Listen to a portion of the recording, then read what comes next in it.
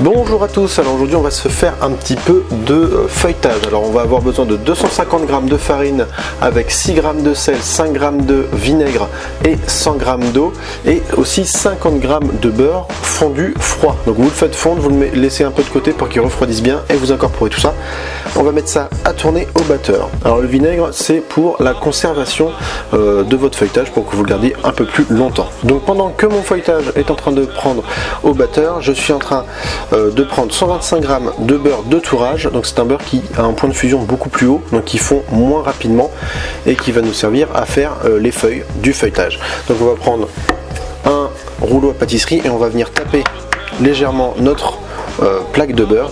Donc sortez-le avant pour que ce soit plus facile à taper.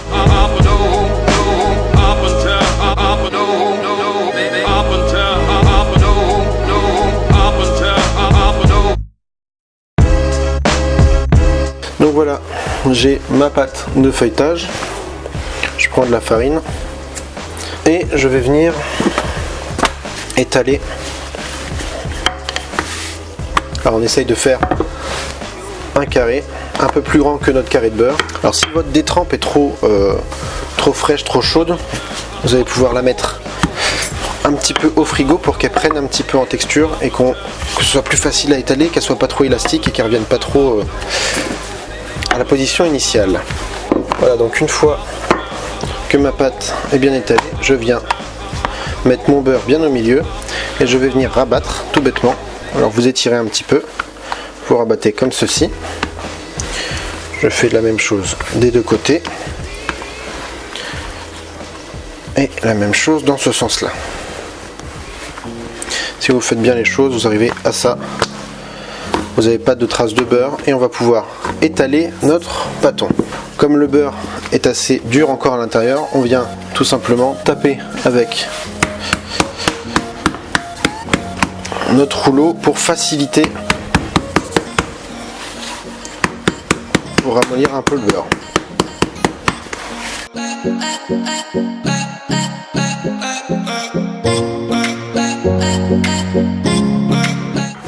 Je vais venir étaler mon feuilletage. Alors moins vous mettez de farine, plus ça va coller, mais moins vous mettez de farine, moins vous aurez de problèmes, on va dire, pour le façonnage de vos tartes, galettes, etc. Alors le beurre de tourrage, vous pouvez le trouver chez votre boulanger. Si vous lui demandez, normalement il serait potentiellement apte à vous le vendre. Si vous en trouvez pas, il existe des magasins en pâtisserie qui vous vendent ça, des fois à l'unité, des fois c'est en gros carton. Alors il faut essayer de trouver des magasins qui vous le vendent en petite quantité. Parce que les plaques de beurre de tourrage, elles se font à peu près 2 kg, je crois. Donc 2 kg, il faut déjà en faire pas mal des tartes. Donc une fois que j'ai bien étalé ma pâte, je viens faire ce qu'on appelle un tour simple. Donc je replie une fois. Et je replie une deuxième fois sur le même côté. Voilà, donc on a un pâton bien rectangulaire. On met ça au congélateur pour aller très rapidement ou au frigo. On laisse patienter une dizaine de minutes pour le reprendre et le réétaler et donner encore des tours. Alors un tour, il existe le tour simple comme je viens de vous montrer, le tour double. On replie 2 fois de chaque côté et on replie une nouvelle fois l'ensemble. Voilà, donc là je mets ça au frigo pendant 10 minutes et je vais pouvoir le réétaler derrière. Donc là, mon pâton de feuilletage a bien refroidi. Je mets un coup de farine et je viens étaler gentiment mon feuilletage.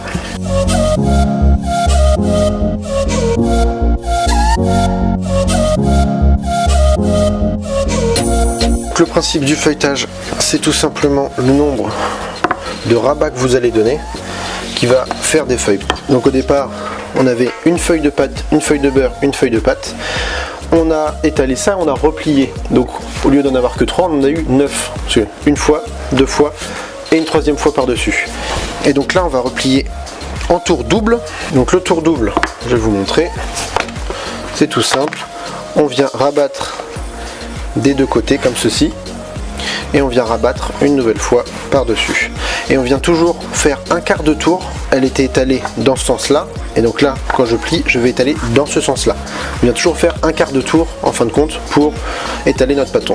Donc là, je vais faire pareil, je relaisse 10 minutes au frigo, et on va pouvoir revenir et étaler. Voilà, donc je reprends encore une fois mon feuilletage, et je viens repasser encore un tour double. Donc au départ on avait 3 couches, une couche de pâte, une couche de beurre, une couche de pâte qu'on a multiplié par 3, ce qui nous donnait 9. On a rabattu encore une fois en 4 cette fois, donc on a fait 4 x 9, 36. Et on a rabattu encore une fois nos 36 par 4, donc ce qui nous fait 144. Donc ça c'était notre avant-dernier tour, parce que le dernier on va réétaler, on va faire un tour simple cette fois-ci.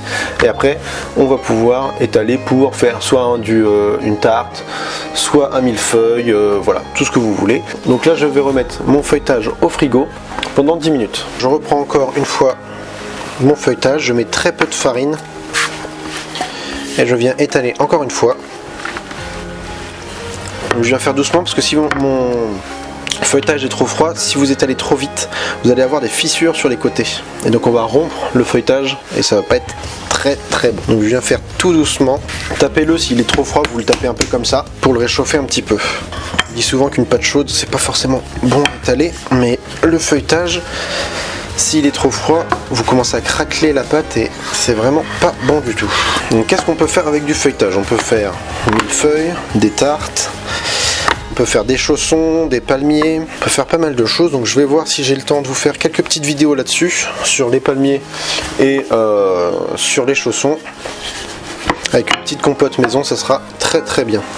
On peut aussi faire une pâte nature comme là je viens de faire, avec un feuilletage cacao, et quand vous avez fini de tourer vos deux pâtes, vous étalez les unes sur les autres et vous donnez un dernier tour double pour voir des couches différentes entre le nature et le cacao.